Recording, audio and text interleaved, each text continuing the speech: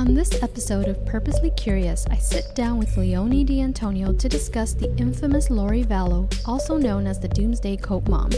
We go into who Lori Vallow is and the timeline as we know it now of the potential crimes committed that are currently being investigated. If you are into true crime, then get ready for a doozy of a case.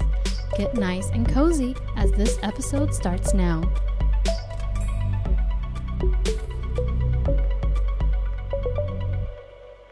Hello, Leone. How are you? Greetings, Mary. I'm doing well. How about yourself? I'm doing good. Today we are recording on a Saturday, so it's been a nice chill day today. Yeah. So how about yours? It's been great. Yeah, exactly. Weather's nice, not too hot, not too cool. It's springtime for sure. Yes. So we are going to be doing another episode today, but I wanted to touch on some feedback I got from the episode I did about not being Latino enough. Huh. And this Okay. is by Clever Name Goes Here. And his message was, "Hi, Mary. I just listened to the latest episode. I enjoyed it so much. Love the banter about Spanglish and really everything. Not that different from my experience growing up mixed, Black, Native, white, in a Black household in a white community. Everyone assumes I'm Hispanic until they hear me talk." I liked that feedback because, even though it was us talking about not being Latino enough, Right. he's not Latino, but he related to the idea of being in two different cultures and not feeling like you belong to one or the other. Right. So I right. thought that was a really sweet, kind of feedback. Yeah, that's great. Yeah. And then the other thing I wanted to talk about quickly was about our episode on the UFOs. Where you brought up, the fact that the Navy had kind of classified the footage that had been leaked. And on that episode is where I realized, based on what you were saying, that Tom DeLonge from Blink-182 was behind those leaks. And Yeah. so this past week, the Pentagon finally released it and officially said, yes, they are real. Not admitting to the fact that there's aliens, just admitting to that this is footage that we took, right? Right. Of unidentified flying objects. And so I thought that was pretty cool. And I wanted to think that maybe our episode of, the little podcast of here that we got going, might have pressured the Pentagon, but I know it's not true, but I'm gonna tell myself that it's true, that I made the Pentagon release that footage. Yeah, that's awesome though. It's just, once again, it's like, is it alien? We don't know. Is it ours? We don't know. Is it some other countries? We don't know. But whatever it is, that object, those videos that you see definitely defies the laws of physics that we know and understand and apply every day here on Earth. So that's some pretty damn advanced technology, whatever that is. Yeah, pretty awesome. Yeah. On this episode, I wanted to talk about Lori Vallow, Doomsday Mom. Have you heard of her? I have, but very, very little. It seems like that story is so fluid that it keeps changing like every week. Mm-hmm. Yeah, it really is. And initially, it started getting attention when her two kids went missing. And it started as a local story. And then it kind of went national. And so I picked up on it a few months ago when it kind of went national. And as more reporters, investigative reporters started looking into it, it was the tip of the iceberg of what seems like a web of craziness. And so I've been following up on it, and I thought I would love to do an episode on this because I'm so curious about this whole situation. And so it's definitely something worth talking about and thinking about. But what's one of the biggest thing you have heard that at least you've that you can think of as far as like what you've heard of it? The gist of the story that I've heard is that she's a mother of two missing kids in Idaho. So her kids went missing. I think it was pretty recent, right? Like back in October or something, or it's like not that long ago, right? Where kids went missing, and then under mysterious circumstances, and then she like pops up in Hawaii in photos, kind of like, "Hey, my kids are missing, but here I am on vacation." Yeah. And then I'm like, "Whoa, whoa, what's going?" When you see people do that, it's like a red flag that it's like something went wrong somewhere. Like you don't do that. It's kind of like going back to what's her name, the gal that killed her daughter in Florida. I know who you're talking about. She was really young, right? And then was partying after the daughter Yes, was missing. Casey Okay, okay, Anthony. okay. So this reminds me of the Casey Anthony case where that single mom girl killed her daughter, or allegedly, whatever. I just believe that she did. And then it's Mm-hmm. like she goes, like, there's pictures of her partying and drinking at a bar and stuff, like not that long after. And I'm thinking, well, if your kid is missing, and like, why would you be partying? It's like, so every time I see a story like this, I'm like, something's really really wrong somewhere. Yeah, something's not adding up. Yeah. Yeah. So that's just about all that I've heard about on this case. I know there's a lot more to it because there's a bunch more missing people and weird things, like, as to who her husband is and stuff like that. But I know you know a lot about this, so I want to hear it all from you. So, going back to when I picked up on it, and then as time progressed, people started putting two and two, all this information together, and it stems several states. So I kind of went ahead and did we can go over somewhat of the timeline, as far as not so much when people found out information, but kind of like a chronological of what got us to where we are now. Right. And so basically, the way it started was that she had two kids. She has three, but for the sake of where the story starts getting media attention, Okay. it's Tylee and JJ. Tylee is her biological daughter, and JJ is from her ex husband's. It's like a grandson of her ex husband's parents, and then they decided when they were married to adopt him. Right. And so this starts to get media attention is when Tylee and JJ are no longer, no one knows where they are, no one's seen them, nothing, right? And so that's where it picks up. Okay. But we're going to go back to who Miss Lori Vallow was. So Miss Lori Vallow she was Lori Cox, I believe, growing up. But she was a Latter Day Saints person, which is like a Mormon religion, Right. raised in Southern California. So it's loco.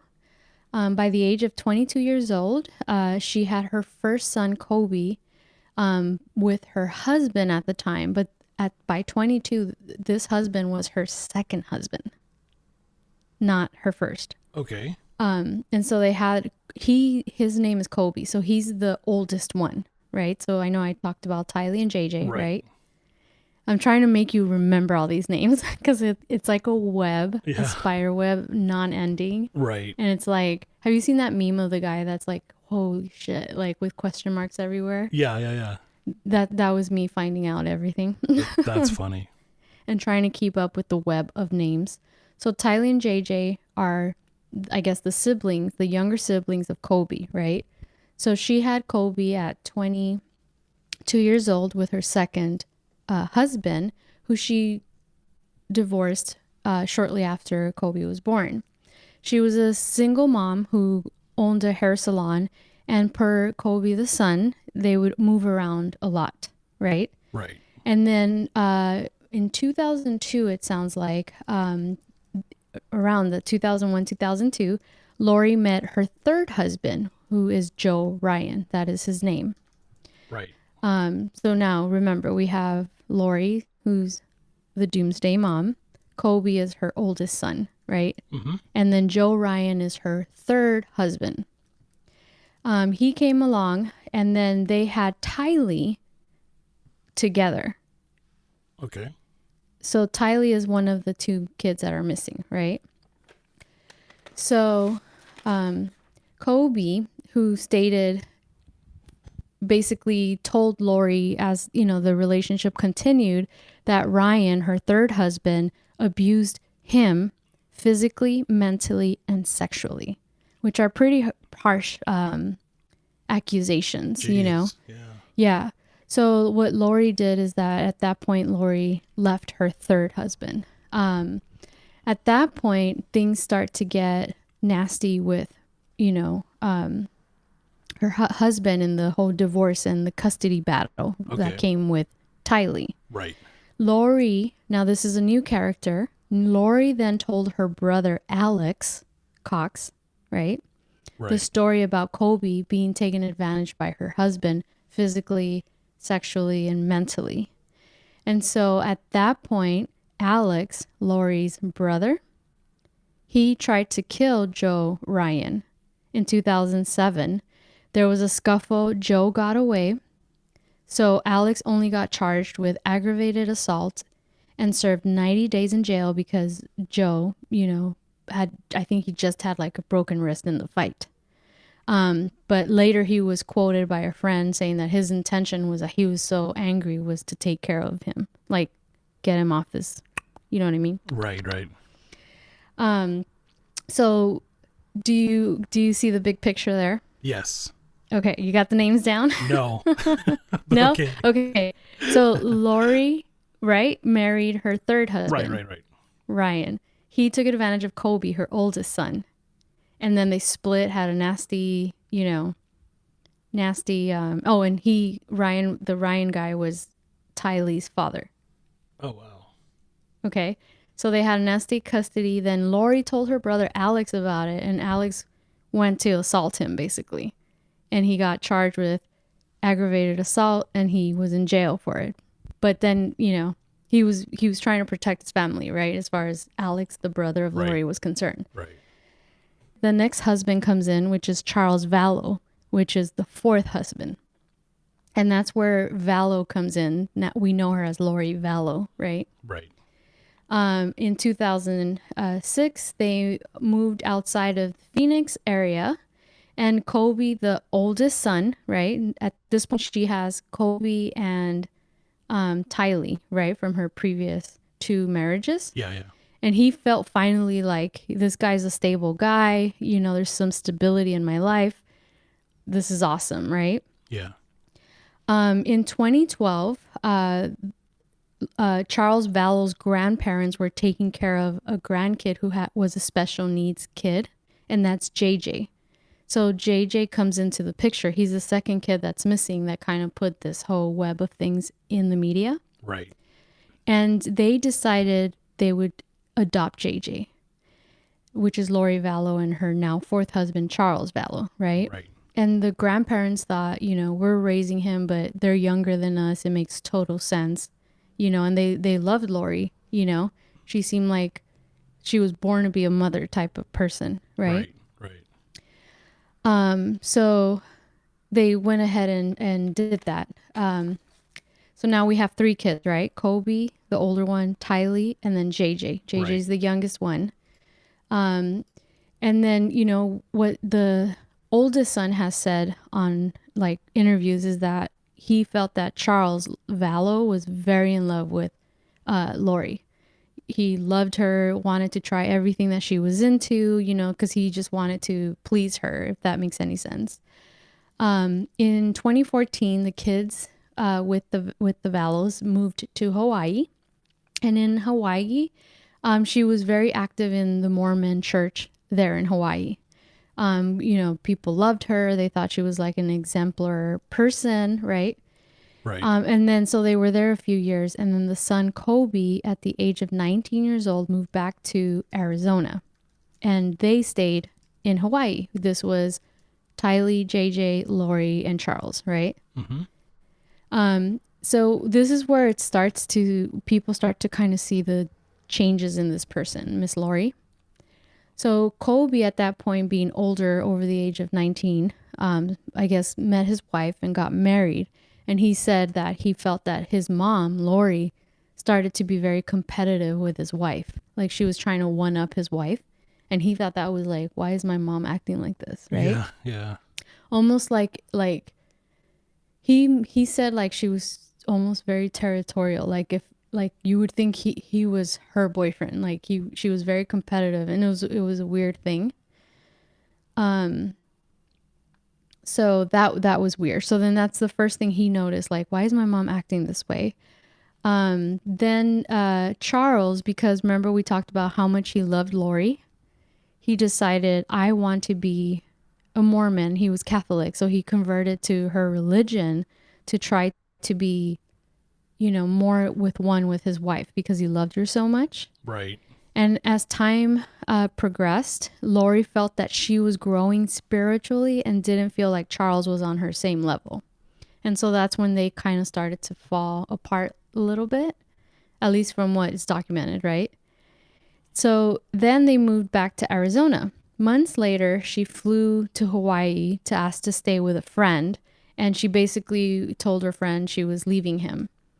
So remember, she started thinking like, I'm on a different spiritual level. He's not on my same level. So we don't know the details of why they started to, kind of fall apart. But basically, Right. she took off to Hawaii to one of her Mormon friends to say, like, he's cheating on me and, I'm going to leave him. And then her friend basically said that she didn't feel, because she felt that Lori seemed different. And then she also said that everything she was saying about Charles, it's like she didn't believe it because she knew both of them. So basically, when then Charles made it back to his home, this is the fourth husband, he saw that all his clothes were gone and $35,000 from his business account were also gone. Wow. He claimed, yeah, yeah.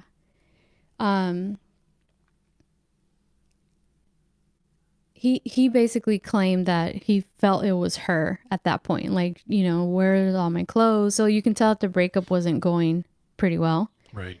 But so some of the stuff that she believed spiritually at this point is that he basically in the divorce papers said, she stole from me $35,000 and she's in some form of cult where she believes she is sent, she was a god basically meant to save 144,000 people from the second coming of God, which is July 22nd of this year. Of 2020? 2020, yeah. Or was it 2022? That's interesting because isn't that a number like 144,000? Isn't that the number that the Mormons believe that the number of people that get to go into heaven?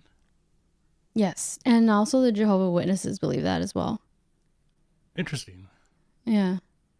It's apparently written somewhere. I didn't look into that, but yeah, there are multiple religions that believe that.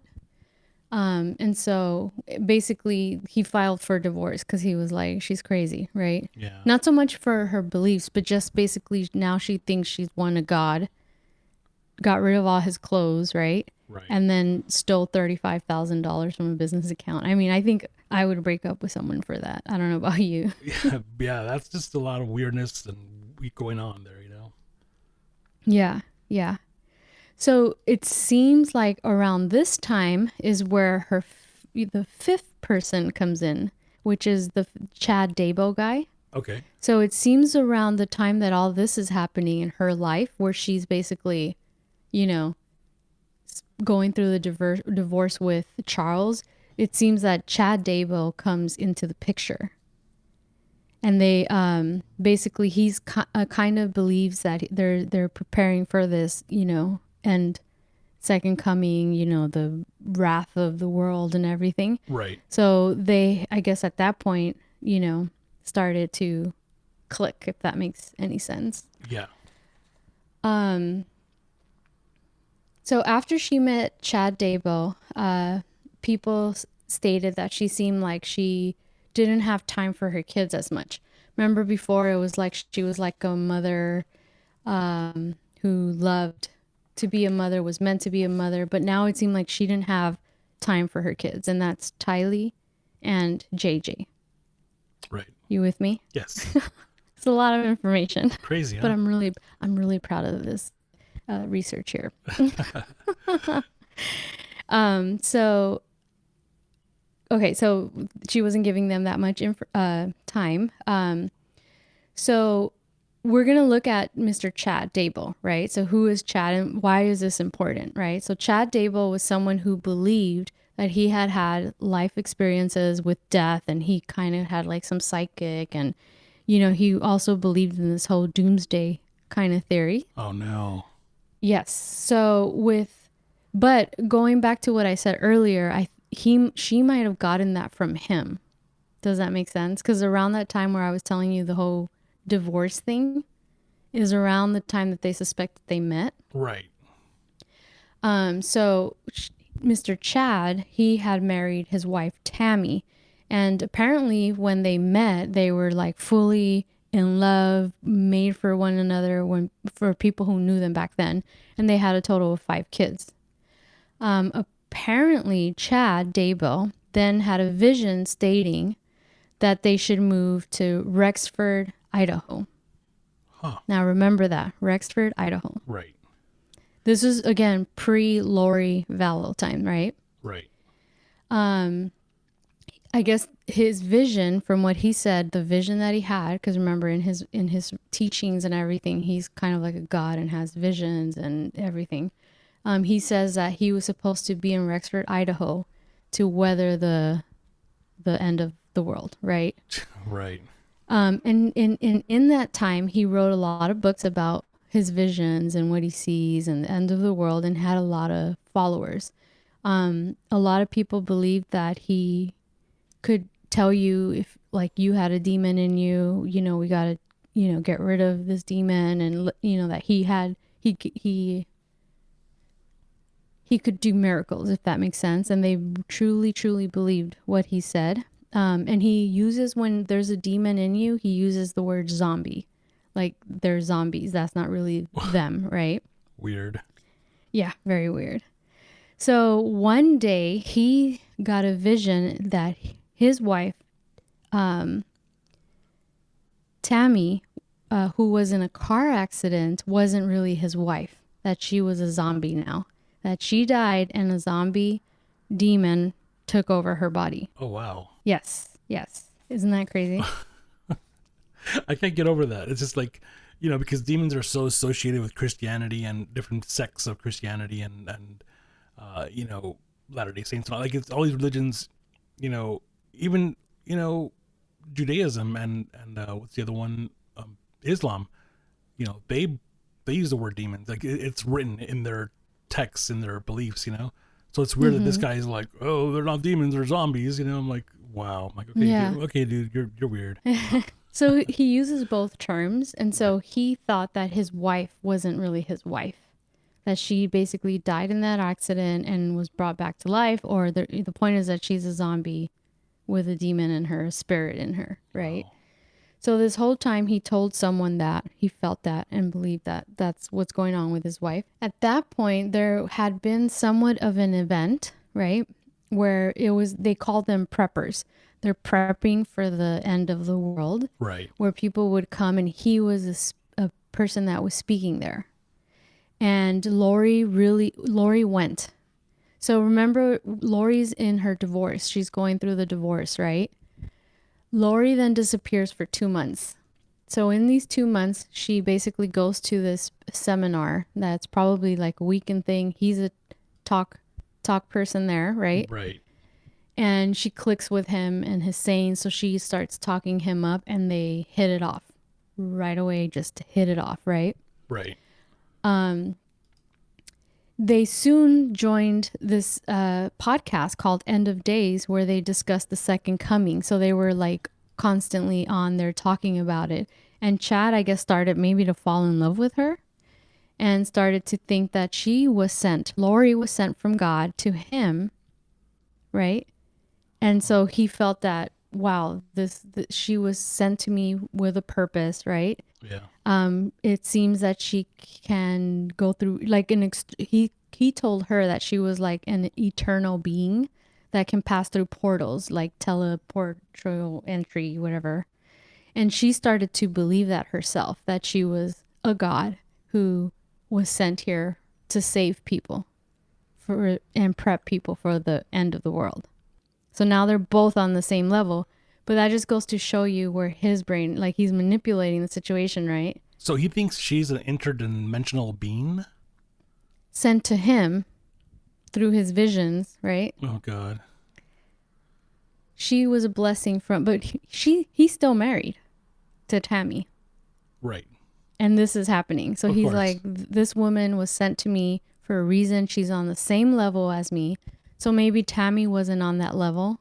And maybe that's why he started to say, that's not really my wife. You know, it's a zombie demon or whatever. Right. Again, I don't know, but that's what I'm thinking. So now Lori believes this of herself, right? Right. So again, she was gone for 2 months, and we don't know. We just know that she was at this seminar and they started doing podcasts. So she was probably with Mr. Chad, maybe. I don't know. And then after the 2 months, when she had gone missing, she finally arrived back at Charles, her current husband, which she's divorcing, number 4, right? Right. So they're going through a nasty breakup. This is where it gets kind of juicy now. On July 11th of last year at Lori's house, right? A call was placed by Alex Cox. Remember him? Yeah. Alex Cox. This is Lori's brother. Right. He called 911 and basically said that he had just shot his brother-in-law, right? Huh. In an altercation in self-defense. And he said it very matter of fact. Police officers stated he was calm, cooperative, and again, just very matter of fact, not freaking out that he had just shot somebody who was married to his wife or, getting a divorce. Right. Now remember, Alex had tried to kill husband number 3, which is Joe Brian. Remember I was talking about him? Yes, yes. So you're seeing a pattern here, right? Yeah. Okay, but he's claiming it's self-defense. Of course. Okay. So during the statement, he claimed that Lori and the children, Tylee and JJ, weren't present when the shooting happened. But they were there prior to the altercation. Right. So when the shooting happened, they weren't there. Lori then arrived to the scene in the middle of his statement, right? And then they started to question her, right? And so she told the police a different story, that she was present when the shooting happened, but then just had to leave to take JJ to school.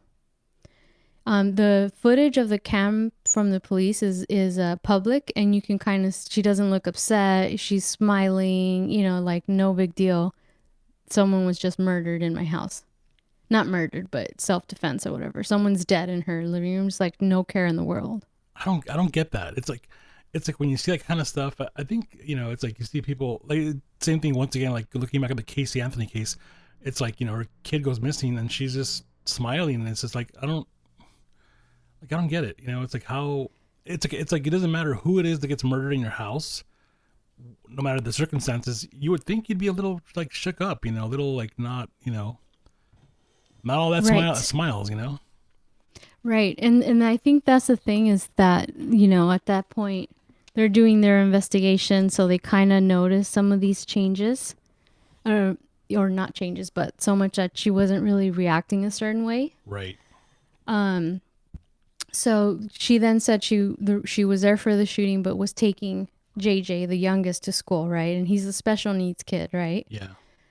So apparently the fight started, supposedly per Lori, because she was snooping in Charles, husband number 4's, phone, and he was pissed off and wanted it back.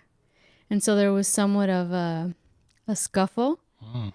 And supposedly Tylee, the older daughter, right, from her previous marriage, heard the commotion. Right. And so supposedly she grabbed a bat, and then she was going to see what's going to happen to try to defend the mom. And then that's when the brother, Alex, stated, sorry, I'm jumping ahead of myself.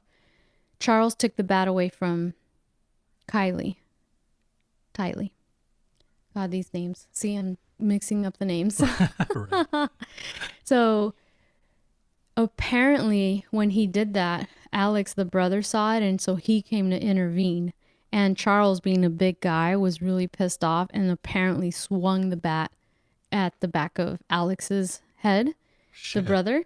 So then supposedly the brother then went to his room and grabbed his gun and came out and shot him. Self-defense, because he got hit in the head. Oh, damn. Wow. So the cops didn't see any kind of markings of that in his head, but there was somewhat like a little bleeding, but nothing. The cops seeing that this guy's like super tall, really well built, they were like, there would be more damage to this guy's head if it Right. was true. Right. But at the same time, they were like, okay, we're just gonna do our investigation, right?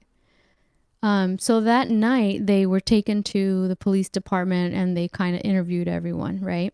Right. When they went back home on the same night, Lori texted the oldest son, Kobe, and said, "Your dad died of a heart attack." Huh. And so he was like, "Oh my God," because he doesn't live there anymore, right? Because he's older and married. Right. So he goes to the house and he says that, Tylee was crying. And then when he went to go talk to Lori, Lori finally fessed up and said, "Look, it wasn't a heart attack. This is what happened. Your uncle killed him in self defense." And so he said that she also seemed like very matter of fact. And he was there for about an hour and then he left. And then neighbors say that there was a pool party that night. Okay. And so a lot of people are like, why would you have a pool party when your husband was just there dead for a few hours earlier in the day? Right. Yeah, it's crazy, right? God, it's nuts. So, does she look guilty to you so far? Where do we begin? I mean, Jesus, wow. It's just like anybody this woman's in touch with is like she's just up to something, you know? Yes, yes. So again, these are all things that came to light after the kids were noticed to be missing, and these are things that have been happening throughout the years in her life, right? Yeah. So when Charles's parents, the Vallows, found out that he died, right? Their initial thoughts were he was ambushed by Alex and Lori, and this was premeditated. Now, why would your in-laws think that of you? Yeah, that does I don't know, man. I Because mean, they didn't trust the yeah, bitch. of course. It's like, how could you, right? I mean, I just can't believe that, that they didn't like turn her in early on or something, or like were suspicious of something and just alerted authorities or something. Well, that's where I'm headed there.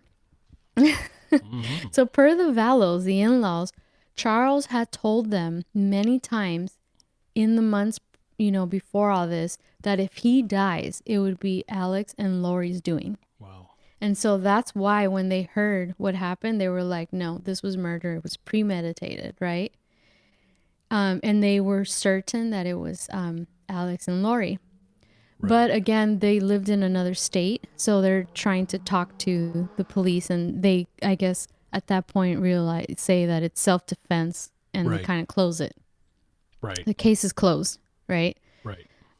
Lori, I told you that what Charles told them, right? That if Yes. I die, it's because of them. Right. So we're going to move forward to, they said that on January 22nd of last year, 2019, 6 months before his death, right? Lori had gotten an email from Chad Daybell stating that a demon took over Charles' body and he is a zombie now. And this email that he claimed this on the divorce documents in court when he was trying to divorce Lori. Wow. So this Chad Daybell guy was already telling Lori, who's gullible at this point and believes all, I mean, she was crazy already, right? But basically was like, your husband is a fucking zombie. Yeah. And so it's documented. Again, this was only found out by reporters after, because people, they're all public records. Right. In the court documents, he said that, he basically wrote that she stated that if he got in her way of her mission, she would murder him. That's in court documents of their divorce proceedings. That's crazy. Yeah. So now he's dead, right? Yeah. So he started to make plans that, this shit's serious. He was planning for his what would happen. So what he did is he called his life insurance for $1 million and changed her name to his sister's name, Kay, and she would be the beneficiary. So he was already thinking ahead. He was a smart businessman, right? Right. On March 26, 2019, Charles sent a series of text messages to a friend. And again, these messages were found out about after his death, right? The friend knew, had this conversation with him, but it was only made public after, right? Right. Charles, who is now dead, her fourth husband, right? Who Chad Daybell told her was possessed by a demon and is a zombie, right? Sent a series of texts to a friend where he basically said, she wants me gone. She is in a group of people called the woke people who are they're preparing people for what is the second coming, of God, the end of life, the world's ending. And then that Charles himself is not himself, that a demon murdered him and he basically was sent to make her life a living hell. Wow. And he sent this text to his friend 3 months before he was shot and killed, quote unquote, in self-defense in Lori's house by her brother Alex, who Alex also tried to kill husband number 3. Damn. Right? And he served 90 days for aggravated assault, right? Yeah. For husband number 3. Right. Soon after Charles's death, remember I said he changed Lori's name to his sister's name, which is Kay. Kay got a text from Lori where it basically said 5 kids and no insurance money. His sister gets everything. So she found out days after his death that it wasn't her name on there. It was Kay. So what did she do? She found documents or she called the fucking life insurance Yeah, it's agency to find out. Yeah, you think?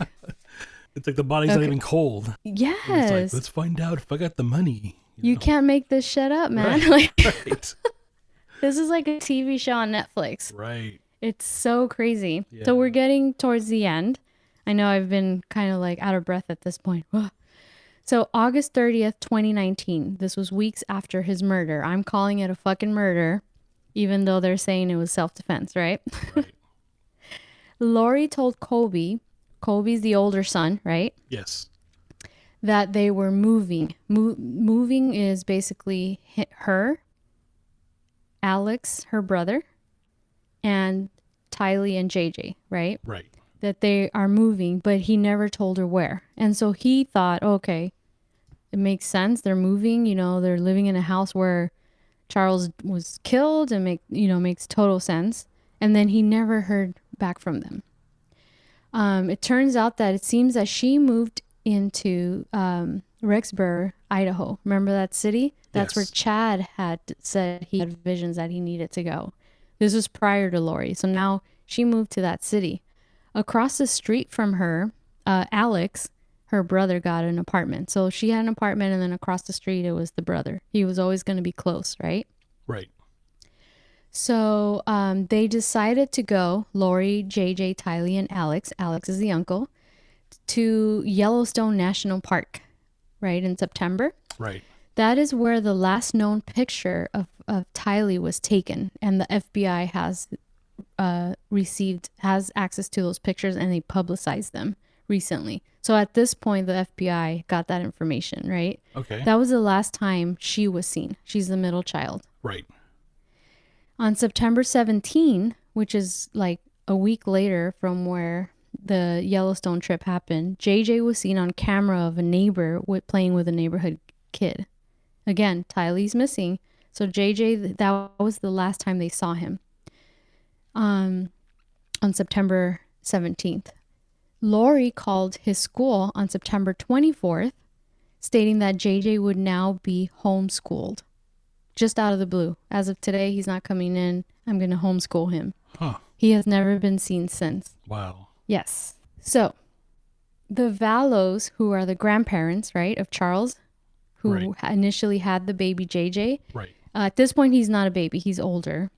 That they would text her and be like, hey, we just want to know how JJ is. Nothing. She would never answer or anything. So, they're missing, right? Yes. Okay. So, you ready for some more stuff? Yeah. You mean it gets crazier than this? Yeah. Oh, wow. So now we're going to bring in another 2 people in. Okay. On October 2nd, 2019, there was a 911 call placed of a man who saw some sniper guy parked in a Jeep and who took a shot at him. And this person's name is Brandon. He is the he's basically married to Lori's niece, and they're going through a nasty divorce. And this Melanie niece believes everything that Lori believes in. So he calls the cops and says someone is shooting with what looks like a paint gun, or and my windows are shattered. They try to kill me like sniper style, Wow. right? Okay. And so again, he's getting divorced, a really nasty divorce from Melanie, Lori's niece, who also believes in the same teachings as Lori, right? Right.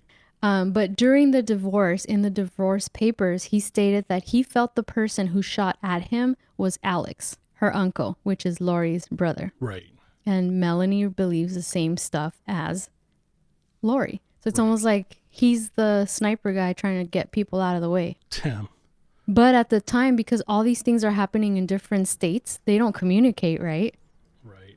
So nobody knows, right? So he denied it, that it was him, because he was wearing a mask, right?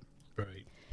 Now, remember Tammy, Chad Dable's wife? Yes. So a week after Brandon, Lori's niece's ex-husband in the making, was shot at, Tammy, Chad Dable's wife, posted on Facebook that a guy with a ski mask was standing next behind her car and started shooting at her with a paintball gun. And she Jeez. thought it was really weird. So, what are the odds that there's a guy with a ski mask with a paintball gun, like shooting two different people that are related to Chad and Lori, and you know what I mean? Yeah. So, do you think it's him? I think so. Right. I mean. I Yeah. Well, that's what I think everyone putting all the web together is like, it was this motherfucker for sure. Yeah. Damn. But Tammy in her post thought maybe it was some kids. But now looking back, it's like, okay, it seems like the description is the same of the same person, right? Right. Anyway, so after she posted that, right? 10 days later, she was dead. Tammy, Chad Dable's wife. Wow. Per Chad, she died in her sleep. Chad also didn't want an autopsy. And, they didn't question it because it's a small town. So they didn't question it. It was case closed. Chad Dable collected her life insurance, which was a total of $430,000. Oh damn. Now, this was in October, right? And they buried her, no autopsy. Yes. 2 weeks after that, he was in Hawaii marrying Lori Vallow. Damn. It's like the body's not even cold, dude. I mean, Exactly. what was And that? remember, her husband's dead too. They were married for about 30 years, right? They were married for a while, yeah. Because they had 5 It's kids. 5 kids, 30 years, and it's like 30 years of what? I mean, was it even love? Like, what was the point of marriage? Like, you know what I'm saying? It's like she dies, and 2 weeks later, you're marrying Lori Vallow, and you're in Hawaii. Mm-hmm. Like, damn. Yeah. And then, of course, Yep. she dies, right? And the police became suspicious, so they exhumed her body, right? Yes, but To I'm not there investigate. yet. Oh, okay. I'm not there yet. So Sorry. they only did so this is just the timeline. You're Right. on the right track. Okay. But this is just the timeline of what happened, and I'm going to get to what made them look into it. Right. Cuz at this point they buried her and we're like, okay, natural causes, the husband is grieving appropriately. Sounds like he put on a show of tears. Right. And so in 2 weeks he was in Hawaii marrying Lori Vallow. Right. Police found, and they had posted pictures of them in the beach, and nobody was invited. It was literally just them two and whoever their witness was and the photographer. None of their family were in the loop of this. Police found eventually that wedding rings were bought on Charles Vallow, who's been dead, right? Right. He's been dead for a few months. Right.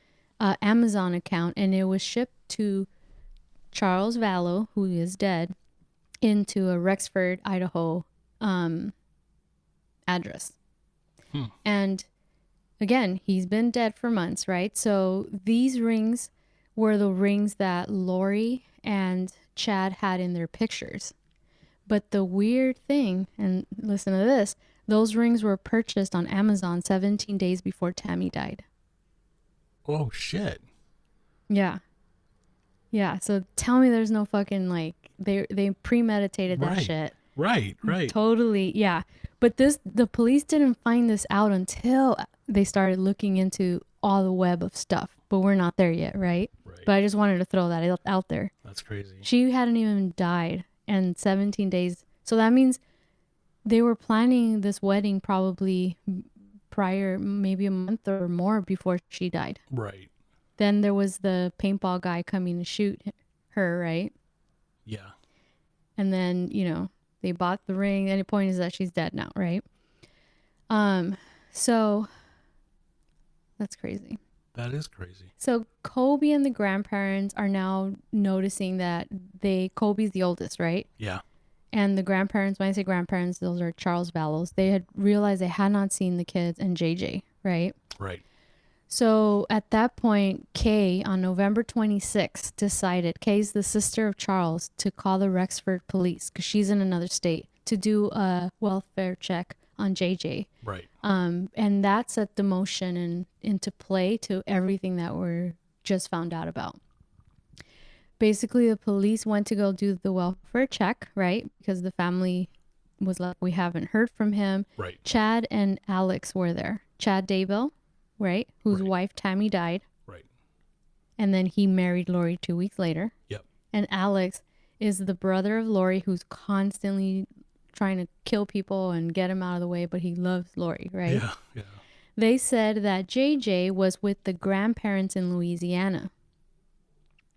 The cops said, no, they're not, because they're the ones who called us to come check on them. Right. Of course. Yeah. Wow. So then the cops were like, this doesn't sound right. The cops then questioned Lori, who had a different story, and said that they were with friends in Arizona. So that didn't match, right? Right. So the cops left, and I guess they had, the detectives, they came back with a search warrant the next day. Right. And they jumped. They weren't there anymore. Chad and Lori and Alex were gone. Huh. Yeah. Now the niece, Melanie, who, remember I told you was having a nasty divorce, Yes. they questioned her, and so she said yes, they were planning on leaving. It's just a coincidence that they left the day after the cops came. Of course. Everything's coincidence, right? Right. So she's defending them because she believes a lot in what they believe in. Jeez. So basically they skipped town, right? But it turns out that they were then found in Hawaii, vacationing, which is what that's when the media started to pick up and were like, where are they? Oh, look, they're here in Hawaii. So where are your kids, Lori? Why are you here? And she's, with a bag and ready to go to the beach, right? Of course. An email surfaced of when he was going to move. Chad and Lori were moving to Hawaii. They were going to rent a property. And in the email, Chad said that they are a loving couple with no pets, no children. That's evidence. Huh. No pets, no children. Right. Where are JJ and Tylee? Yeah. So finally, Idaho police, at this point, everything there is so suspicious, right? Right. So Idaho police put a press briefing because Lori would refuse to speak to them. She just was quiet, never said a word about where the kids are. So they basically put out a press release in the disappearance of Tylee and JJ, basically saying that their attempts to obtain cooperation from Lori in locating the children have been unsuccessful, almost accusing her, right? Right. And that's when the media really started to follow the case. And she was just mum and wasn't talking about anything, right? Right. Around this time, the brother Alex Coe, remember I call him the hitman, Yes. Yes. married a woman called Sulema. And they got married in Vegas. And around that same time, Melanie, the niece, who believes in the same stuff as Lori, who apparently the ex-husband was saying they tried to kill him, also got married that weekend in Vegas. She had met a guy in 2 weeks and they got married. So it seems like they fall in love very quickly. So Well, yeah, right. So Alex then moved to Phoenix with his wife. right? Yes. And then apparently a friend said that Lori felt that Sulema, she knew Sulema, which is Alex, the brother's current wife, Right. was also someone who could teleport. So it sounds like this Sulema person is also in the mix, Yeah. right? Interesting. So so 13 days after they were married, she claims through her lawyer Sulema that she got a call from Lori stating, "I just got off the phone with my brother. He says he can't breathe. Can you go check in on him?" Since she wasn't home, she had her son check in on him, and it seemed like he wasn't breathing. So the son called 911, and basically he died. So now the hitman Alex is dead. Oh wow. Yes. So they did toxicology test on it, but they have not released the results. So supposedly the wife Sulema's lawyers are trying to get those results, but they're not being released by the police because I think there's more to the story. But they don't think she's a suspect, right? Right. Then Melanie's new husband, remember she also got married? This is the niece. Yes. She got a call from Ian, the new husband's name is Ian. He got a call from his ex-wife and was like, "I don't want our kids around all this drama that's on the news now," right? So she says, "I'm going to go talk to the police," and he went with her. When he went to the police department, the FBI was waiting for him. Right. And so they basically wired him and he agreed to it. And for 2 weeks, he was trying to get information on the kids and everything. I guess he couldn't get any information out of Melanie. So he finally told her after 2 weeks, like, "I've been working for the FBI. I just need to tell you because, it seems that you're being truthful to me because you haven't said anything." So she forgave him. Huh. Yeah. So the FBI is in on it now, right? Right. So going back to Lori, this is where she really got famous on the TVs that Idaho finally arrested her in Hawaii on 2 felony counts of deserting of her children and 3 misdemeanors of obstruction in the search for her kids. This is the only way. The court basically in Idaho said, "We're going to serve her with, you have to produce your children. If you don't, that allows us to get a warrant." But by this point, all the Arizona, Idaho, Hawaii, all the states are talking and communicating. And I guess they're probably sharing notes, right? Right. So her bail was set at 5 million when she was brought to Idaho. Hmm. And no bond company wants to work with her. She's too risky. They don't think she's going to it's like they would lose money, right? Right. Right. And none of the judges are willing to decrease it. But remember we talked about Ian? So Ian's on Melanie's side, right? And he was like, "She didn't lie to me. I worked with the FBI, but blah, blah, blah." Right. His dumbass made, sorry, made notes of everything. And then saved it on his computer, but he gave it to his ex-wife for his kids. So she found the memo.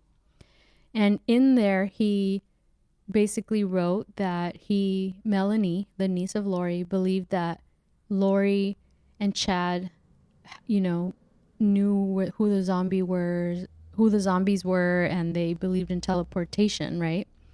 Lori and Chad told Melanie that her ex-husband Brandon, who we suspect Alex was the one trying to shoot, right, Yeah. was possessed by a zombie. And Jeez. so it sounds like anyone that they feel is possessed by a zombie, they believe they need to be killed.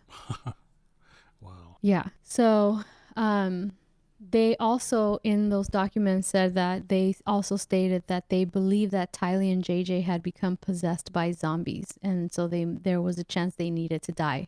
And he dumbass, like, well, no, it's not a dumbass, but Ian documented this stuff, and so the cops have this information now. Wow. So long story short, right?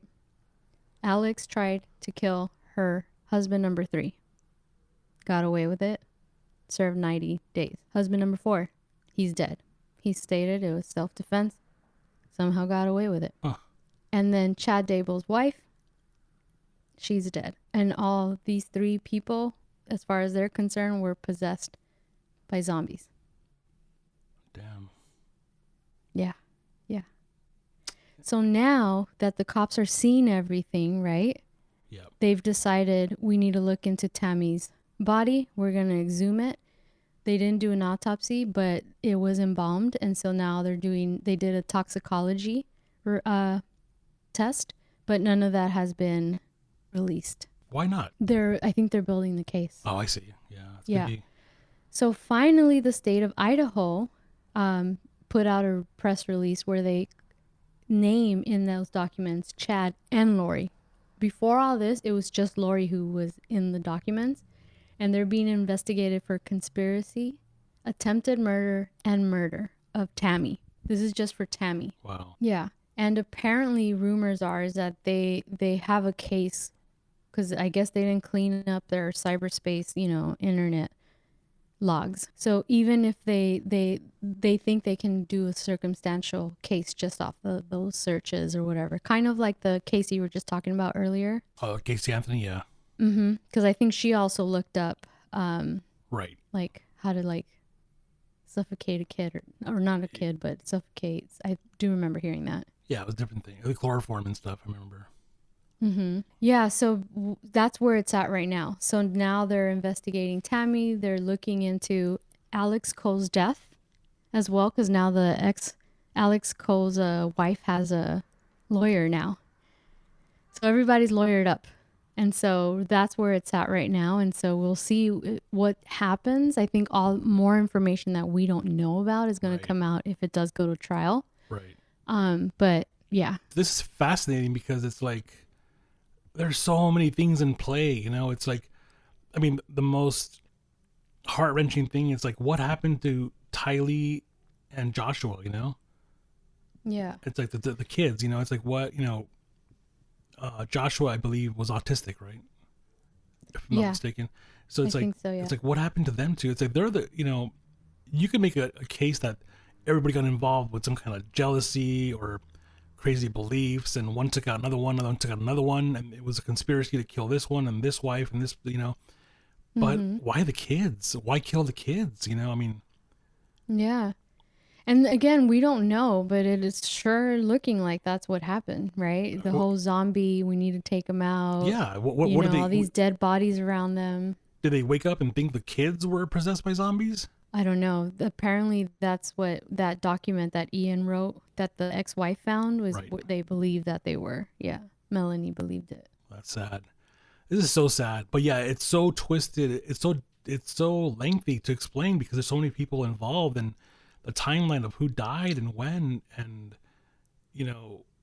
and the whole thing with Chad marrying Tammy, just a couple weeks after, sorry, Lori, right after Tammy Bell died, right? And it's just like there's too many things that are just suspicious and coincidental, and yeah, and the fact that they bought the wedding ring 17 days prior to her death. Right. So yeah, definitely everything was premeditated. It's like on so many levels here, but yeah, this is going to be a crazy case. That for sure. And it's crazy because all it took was the grandparents, the Vallows, to place that call. I need you to go check on our grandson. Right. For the cops to be like, this is suspicious. Their stories don't match. Right. We come with a search warrant the next day. They're gone. Yeah. And then everything I went over started to come to light. And I know that was a lot of information, but if you guys are out there, I think Dateline and actually care to not have such a matter of fact, detailed timeline. Dateline has 2 episodes on this alone. Yeah. And so go and watch it on demand. They're very informative and it's just some shady stuff, some shady ass stuff. Oh, definitely. Yeah, I believe they're guilty. And I'm a believer that they don't give a shit. And so if they actually do release her, let's say they lower her bail, I feel like they would be like those people that commit suicide because they don't give a fuck. They already think they're God and they're going to heaven. Do you know what I mean? Yeah, that's crazy, man. It's like I could be wrong, but I feel like she would do that. Yeah, but it's like you got to think about, it's like these are like delusions of grandeur. It's like you got to think about things like Heaven's Gate cult. Remember back in when was it, the 90s or 80s, 90s was it? I can't remember. And 90s, 1987, I think, or so, when they all killed themselves because of the comet that was coming past Earth. Mm-hmm. So a bunch of people killed themselves near San Diego. And then, of course, you think of the Jim Jones and the Jonestown Massacre, where they poisoned everybody with Kool-Aid. Everybody died. Yeah, it's crazy. Yeah, and it's like, because of crazy beliefs, and it's like here, this is no different. It doesn't matter if they're Latter Day Saints, believers or believe in, whatever. It's just how do they get these weird beliefs, and then how does one pass it on to his wife? How does she become a believer? You know what I'm saying? It's Mm-hmm. one thing to be crazy. It's one thing for one person to be crazy, but then how do you project that onto somebody else, and they become just as crazy and believe the same shit? And then it's like, well, okay, if they're both that way, then I can clearly see why one day they would wake up and be like, our kids are zombie demons, we got to kill them. Yeah, I mean, obviously, it sounds like Lori had insecurities prior to all this because Right. she was on her second husband by the age of 22. Jeez. Do you know what I mean? Yeah. So I think like someone like Chad Daybell Right. preys on people like that. Yeah. And if you see Lori, you could tell that she was like a beautiful woman. She's still a good looking type of woman. Right. And you see Chad, that's probably the most beautiful woman he has ever been with.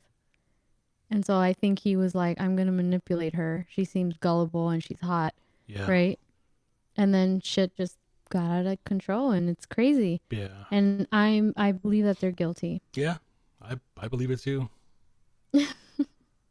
So we'll That's see. crazy. But Well, this is really informative. This is a lot to take in, a lot of good information. It's a great timeline.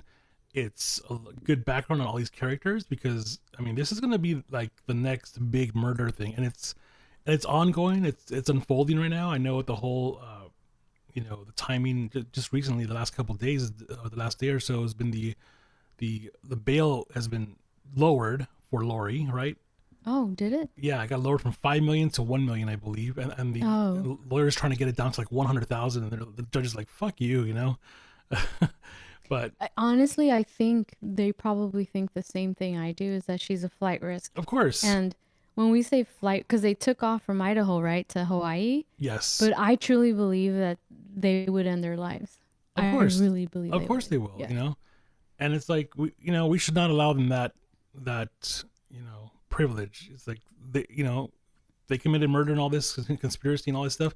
They should fry or lethal injection or hanging or however they do in their state, Ooh, yeah, But that's harsh. the mystery, yeah, the mystery is why hasn't Chad, like he's not been arrested, right?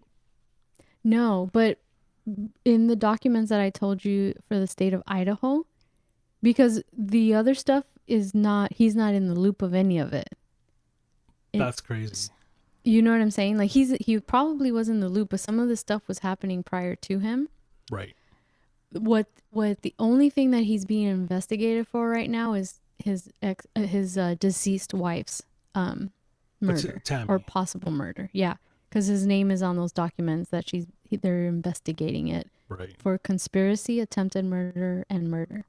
Yeah, I So got a they feeling. know something. Yeah, I got a They feeling know he'll be something. the next one to get arrested. Like, Yeah, you but know, he's gonna get arrested for Tammy, yes, but it's somehow and then it's all connected though. Like, yes, and I think that's why they're taking their time and they're right, not releasing a lot of stuff because right, it's multiple police departments in different states. right, It's right. fucking crazy. Well, now the FBI is involved, so now it's a federal Yep. case, and that's going to Mhm. get even nastier. But Yep. it just goes to show you that watch, this is going to be a crazier case than we know. I mean, when you're talking things about like zombie and demons, you know what? I'm thinking like I don't care how religious these people are. This sounds like there's something occultish to this. Like, I bet you those kids were probably murdered in a nasty, nasty way that we're gonna hear about later. Oh, Whether or not we it's sad. find the bodies, I mean, we don't know. It's probably Yeah. too late for that. I mean, in Yeah. terms of decomposition or whatever. But I got a feeling that this is going to be a darker case than we know, and it's just going to And be it's already dark. Yeah. yeah. It's sad. It's so sad, but it's just like Now we got to get to the root of the whole thing, right? Not what Yeah. one lawyer says in defense of the other, but is she crazy? Is he like, like, I mean, like mental Mm-hmm. illness, Yeah. like not, I'm not talking depression or whatever. Like I'm talking like bath salt crazy. Mm-hmm. Like, are you just fucking like, do you just believe shit? You know what I'm saying? Like, I mean, like, but there could be something going on, some kind of, you know, what's that, like schizophrenia type stuff where, she might be seeing, certain things or, or, And him. yeah, yeah, Yeah. And it's funny that you said that about the bodies decomposing. Remember, I told you there's pictures that were released by the FBI? The yes, last known picture of Tylee with, it was JJ, Tylee, the uncle Alex, right? right. They were in Yellowstone and the snow the snow everywhere. So the FBI apparently um, is waiting for the snow to defrost to do a search out there. Damn. And so if indeed she was killed there, because apparently they didn't see her leave, Right. you know, they may find a body, and with the snow, maybe Some I don't know. We'll preservation, see. maybe. Some Yeah, preservation. Yeah. yeah. Yeah. Like we'll wait and see. And so apparently that's what the FBI is waiting for. That's crazy. But as far as JJ, we don't know anything either. So we still, in this grand scheme of things, the sad part is we still don't know where these kids are. Yeah. Yeah. So, wah wah wah. I Yeah. totally depressing episode today, but I think it's one to follow, and I think as it unfolds and the trial starts, I think more people are gonna follow it. But Yeah, definitely. yeah, Yeah, so remember that people love just true crime stuff, so people are gonna watch, and once it picks up steam in the major, mainstream press, people are gonna follow this like crazy. They're gonna be like, "What's going on? Who's going where? What? So it's a crazy yeah, story." yeah. So okay, well, thank you for joining me, and we will do this next week. Are you down? Yeah, of course. Not this subject, guys. It'll be another subject. It'll be another bloody murder case. Something. Who Dun knows? dun dun. No, I'm just kidding. All right. Well, thank you, and we'll say cha cha. Ja ja.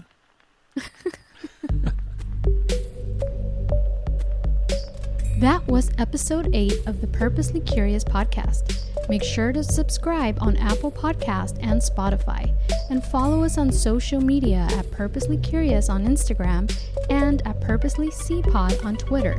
That's Purposely, the letter C, Pod. Until next time, you know what to do.